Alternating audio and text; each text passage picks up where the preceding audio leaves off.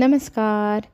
तू ही रे माझा मितवा या सिरियलमध्ये आपल्याला पाहायला भेटत आहे ईश्वरीने मेहनत करून सगळी मिठाई बनवलेली असते आणि तिची पॅकिंग ही पूर्ण होत आलेली असते.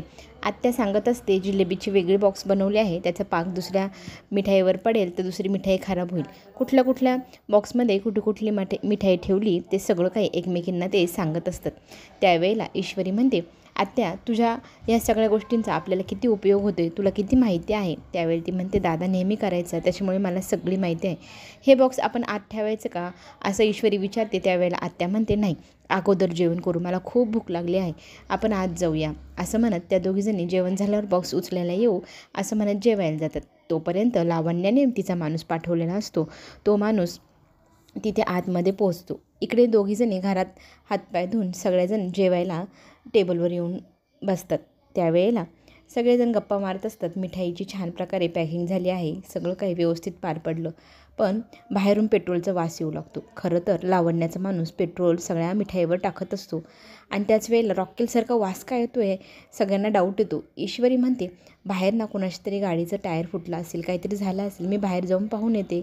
आले मी बाहेर पाहून असं म्हणत ती बाहेर येत असताना त्या माणसाला ईश्वरी यायची चाहूल लागते. तो ते सगळं पेटवणारच असतो. ईश्वरी येणार म्हटल्यावर पटकन पळून जातो. ईश्वरीने पाहिल्यानंतर तिला सगळीकडे तेल सांडलेलं दिसतं. ती वास घेऊन पाहते, पेट्रोल, सगळ्या मिठाईवर कोणतरी पेट्रोल टाकलं. ह्या गोष्टीने ईश्वरीच्या आईच्या हातापायातला प्राणच निघून जातो. बिचारी धाडकन खाली पडते आणि सगळ्यांची अवस्था हरल्यासारखी होऊन जाते. कोणी एवढी दुश्मनी काढली आपल्या बाबत, आपलं किती नुकसान झालं असं म्हणत सगळेजण रडू लागतात. त्यावेळेला ईश्वरीला कॅमेरा दिसतो. कॅमेऱ्यामध्ये नक्कीच सगळं झालं असेल रेकॉर्डिंग, आपण राकेशला फोन करू असं म्हणत सगळेजण आत जातात. इकडे लावण्याने तिचा माणूस पाठवला आहे हे सगळं ती वल्लवीला सांगत असते. त्या दोघीजणी फार खुश असतात. तितक्यातच तिला तिच्या माणसाचा फोन येतो. तो माणूस सांगू लागतो की सगळ्या मिठाईवर पेट्रोल टाकलं, पण पेटवण्या अगोदरच तिथे ईश्वरी आली, मग मला पळावं लागलं. तर ती म्हणते, मूर्ख, पेटवून यायचं ना. पण तो म्हणतो, अहो तुम्हाला एवढं पण कळत नाही का, पेट्रोलचा वास लागल्यावर कसं कोण मिठाई खाणार आहे, झाली ना ती वाया गेलीच. तिला खूप आनंद होतो. ते सगळं ती मग वल्लवीलाही सांगते. दोघींना खूप आनंद होतो. झालं फायनली तिच्याकडनं ती आता डील दिल्या जाणार नाही.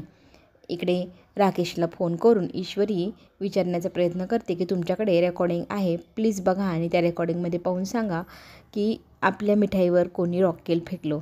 पण तो म्हणतो, थांब मी बघतो. मग तो सगळं काही पाहू लागतो. सगळं पाहिल्यानंतर आता हा कोण दुश्मन आहे ईश्वरीच्या मुळावर उठलेला, हा प्रश्न त्याला पडतो. ईश्वरी इकडनं पुन्हा त्याला म्हणते, काही भेटलं का. त्यावेळेला तो खोटं बोलतो. कुठल्याही प्रकारची रेकॉर्डिंग आज रेकॉर्डच झाली नाही, काहीतरी कॅमेऱ्याला प्रॉब्लेम आलेला आहे. त्यावेळेला आत्या फोन घेते आणि आत्या त्याला विचारू लागते, तुम्ही आम्हाला मदत करायला इकडे येतं का, खूप मोठा प्रॉब्लेम आहे. राकेश इतका चालू आहे. तो म्हणतो, नाही मला ना आज बाहेर काम होतं, मी पुण्याला आलो आहे, त्यामुळे मी तुमची मदत नाही करू शकणार, सॉरी असं म्हणत तो त्याचा काम न करण्याचा निर्णय घेतो.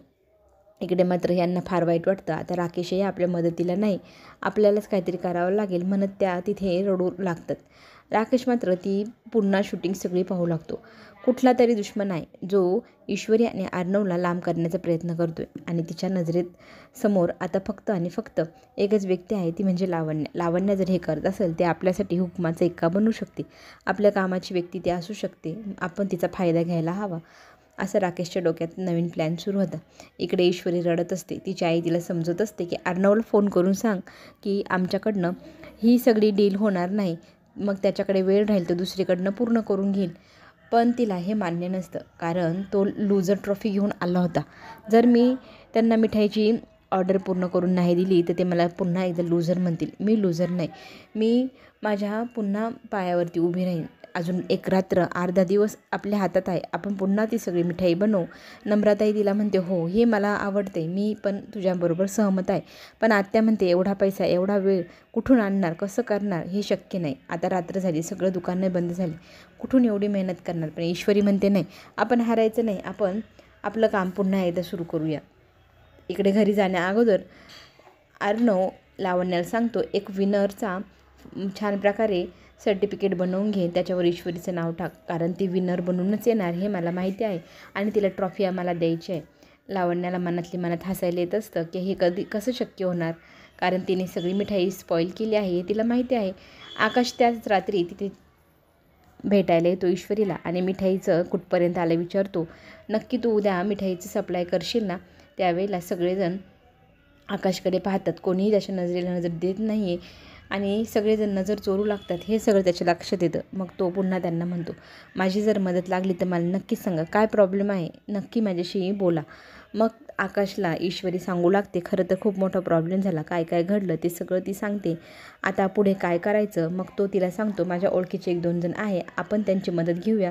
चला तर मग पुढे जे काय होणार ते पाहायला खरंच मज्जा येणार. लावण्याचे दात कसे ईश्वरी घशात घालते हेही आपण पाहूया. आपण पुन्हा भेटू. चॅनल नक्की सबस्क्राईब करा. धन्यवाद.